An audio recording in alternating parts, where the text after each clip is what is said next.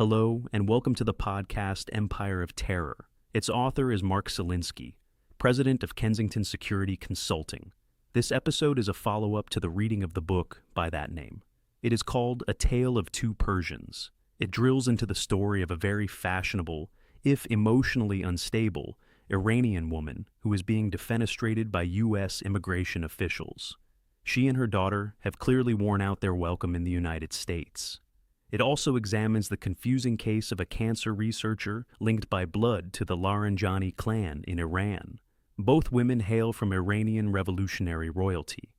Hamideh Soleimani Afshar, 47, and her 25-year-old daughter, Sarinasadat Hosseiny, have been in the news a lot lately. This scantily dressed pair is quite the fashion plates in Los Angeles. The two were issued deportation notices and are currently detained by ICE. So, what gives? In particular, who is Mom Hamideh Soleimani Afshar? Why is she being deported? This is the answer offered by Secretary of State Marco Rubio.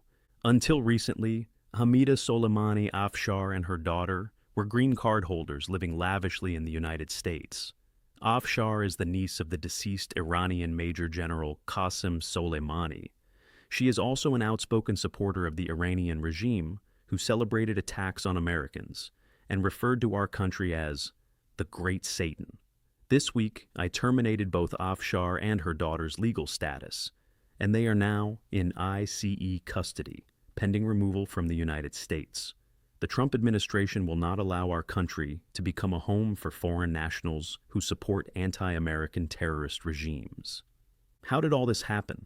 Afshar entered the U.S. on a tourist visa in June 2015, was granted asylum in 2019, and obtained her green card in 2021.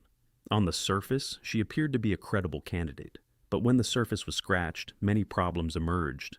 In a 2025 naturalization application, Afshar disclosed that she had visited Iran 4 times since receiving her green card.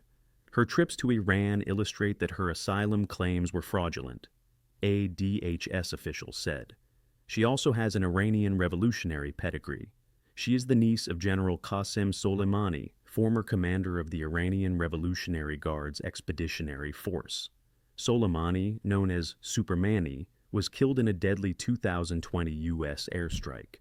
This was not necessarily disqualifying, but her shrill anti-American rhetoric seems to echo that of her uncle and the regime he fought for. According to the State Department, Soleimani Afshar, a prolific social media user, referred to the U.S. as the Great Satan and celebrated attacks on U.S. soldiers in the Middle East.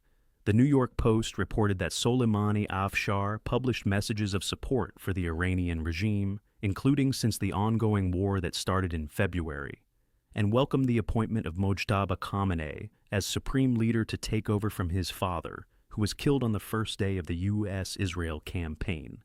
Then there is her temper. She is also hot-headed and prone to emotional outbursts.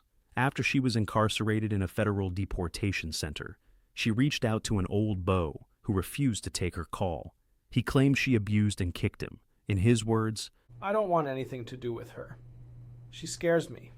I was so afraid of her. She knows how to make herself seem like an angel and you feel like the devil. I wanted someone to take her away. Now it's happened." Perhaps her impulsivity stems from unresolved issues with her father, as this old boyfriend speculated. She takes advantage of every man she knows. She was saying, "I love you," but I was so afraid. She said I reminded her of her dad. All these years I was suffering. I wanted to have my life back. And be careful with her hair. Her LA hairdresser obtained a 5-year restraining order against her, claiming she became unhinged and stalked him at his home. "Thank God," he said, exasperated, upon hearing of her ICE arrest. "That's good. She's a stalker." Others who do not know her personally resent her perceived hypocrisy.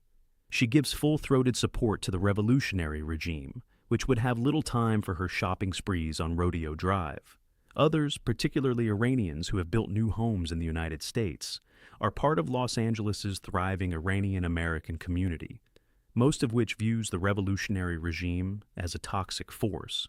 They cannot understand her cheerleading for a regime that might toss acid in her face if she wore the pink poodle dress she displays on her TikTok account. A neighbor said, She also drove a black Tesla, which on Saturday was stuffed with luxury goods, including a Miss Dior bag, some Hermes cushions, a Sephora makeup bag, and another gray leather handbag in the front seat. What do others think about the deportation? The Persian princess did not receive much support online. One internet observer cautions, enter kooky, leftist judge to put the kibosh on this endeavor. Another observer, infidel, says, well done, Secretary Rubio, for revoking their green cards. Now that the template has been set, maybe his department can also revoke the green cards of every Islamic activist there in the UK, and also work with DHS to see whether Ilhan Omar's fraudulent citizenship can be revoked. The move comes just days after Emory University fired Fatemeh Ardashir Larijani. If the name sounds familiar, it is because she is the daughter of former Iranian Supreme National Security Council Secretary Ali Larijani and the wife of Sayed Kalantar Motammadi. As with the Soleimani clan, the Larijani offspring cannot be held responsible for their parents' behavior. But was it Fatemeh's behavior that earned her the door? A physician, Dr. Larijani, was an assistant professor at Emory's prestigious Winship Cancer Institute. No longer. After 100,000 people signed a petition calling for her deportation, she was notified that she had to leave. How influential was this petition or other popular efforts in the decision to dismiss her? We at Kensington do not know. But we are concerned because, despite searching the internet, we could not find much valuable material. The university released this memo. Emory is committed to advancing patient care, research, and education. Our employees are hired in full compliance with state and federal laws and other applicable requirements. Okay, fair enough. This is standard bureaucratic piffle. But why did they fire her? Here we can only speculate. Emory may have uncovered something serious about her that they disliked. Were her comments subversive or anti-American? Maybe, but where are they? Wouldn't someone have posted them to support the demand to fire her? Also, universities are chock-a-block with America-hating and anti-Semitic professors whose rants are heard all over campuses. How often are they fired? Finally, this would be a cause to celebrate for civil libertarians of all political philosophies. It is highly likely that some civil rights lawyers investigated this case. It is also likely that they determined she had neither a strong legal nor an ethical basis. Wouldn't you agree? But we at Kensington stress that this is rank speculation. Do you have thoughts or inside baseball on this? If so, contact us at Kensington Security Consulting and we will post your ideas. Also, you may be interested in a book we published that profiles Qasem Soleimani. The book is Empire of Terror, Iran's Islamic Revolutionary Guard Corps. This concludes an episode of Empire of Terror, which is a service of Kensington Security Consulting. Nothing in this episode or any episode on this podcast represents the official position of the United States government. Until next time, goodbye, and thank you for listening.